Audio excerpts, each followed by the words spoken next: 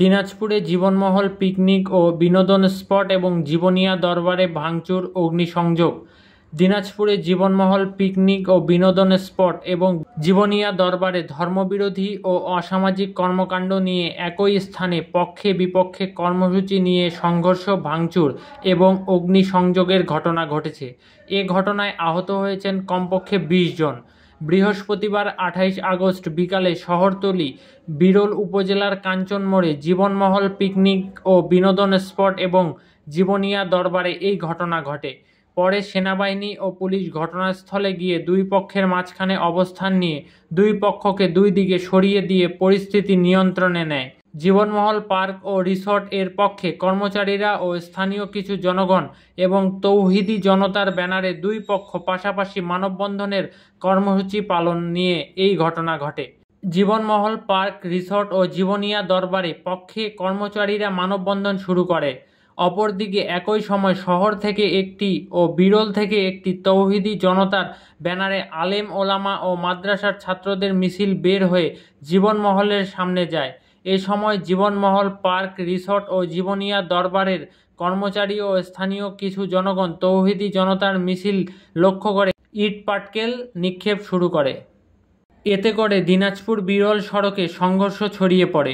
এক পর্যায়ে তৌহিদি জনতা জীবনমহল park, resort ও জীবনিয়া দরবারের প্রধান ফটক ভেঙে ভিতরে ঢুকে ভাঙচুর করে। এ সময় তারা পিকনিক স্পটের সবকিছু ভাঙচুর করে এবং জীবনিয়া দরবারের আগুন ধরিয়ে দেয়। এতে 2টি মাইক্রোবাস, 10টি মোটরসাইকেলে ভাঙচুর ও দরবার শরীফে আগুন লাগিয়ে দেওয়া হয়। ঘটনার সময় কতিপয় দুষ্কৃতিকারীরা লুটপাট করে বিভিন্ন মালামাল নিয়ে যায়। উভয় পক্ষের ব্যাপক ধাওয়া পাল্টা ধাওয়া ও ইট পাটকেল নিক্ষেপ শুরু হলে খবর পেয়ে সেনাবাহিনী ও পুলিশ ঘটনাস্থলে পৌঁছে পরিস্থিতি নিয়ন্ত্রণে নিয়ে আসে। ধাওয়া পাল্টা ধাওয়া ও ইট পাটকেলের আঘাতে কমপক্ষে 20 জন আহত হয়েছেন। এ ব্যাপারে জানতে প্রতিষ্ঠানের মালিক ডক্টর আনোয়ার চৌধুরী জীবনের যোগাযোগের চেষ্টা করা হলেও তাকে পাওয়া যায়নি।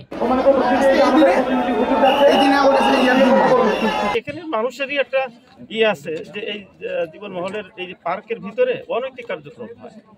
কিছুদিন আগে অনৈতিক কার্যকলাপের সাথে জড়িত থাকা অবস্থায় নির্বাহী ম্যাজিস্ট্রেট এসে মামলা করেছে, জরিমানা করছে, শাস্তি দিচ্ছে। 16-8 তারিখে না, এই মাসেরই, এই যে চলতি মাসে।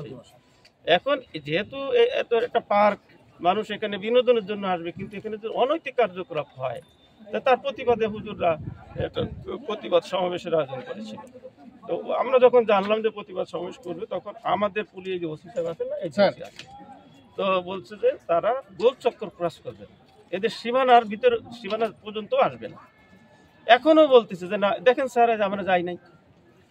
কিন্তু ঘটনা যেটা ঘটছে, বিরলের দিক থেকে কিছু হুজুর যাচ্ছিল এই রোডের সামনে দিয়ে যেতে, কিন্তু এই প্রতিষ্ঠানের যিনি মালিক, তিনি বহিরাগত কিছু লোকজন এখানে এনে জড়ো করছে, যারা এখানে কর্মচারী না, তারা ওই হুজুরদের উপরে ঢিল ছুটছে।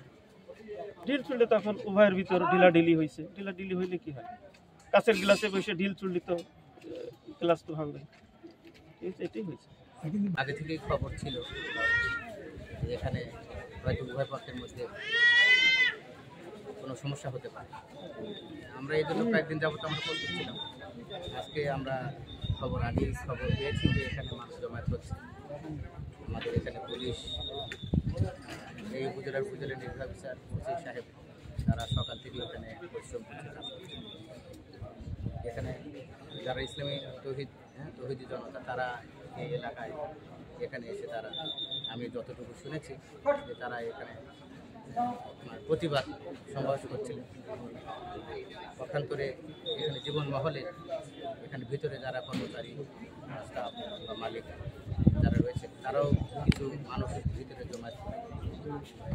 আসলে দুই পক্ষের ইয়া না থাকলে তো মানে এক হাতে খালি বাজে না। আমরা এখানে সুপার মহোদয় আমরা ভিতরে দেখলাম, এখানে বেশ ক্ষতি হয়েছে।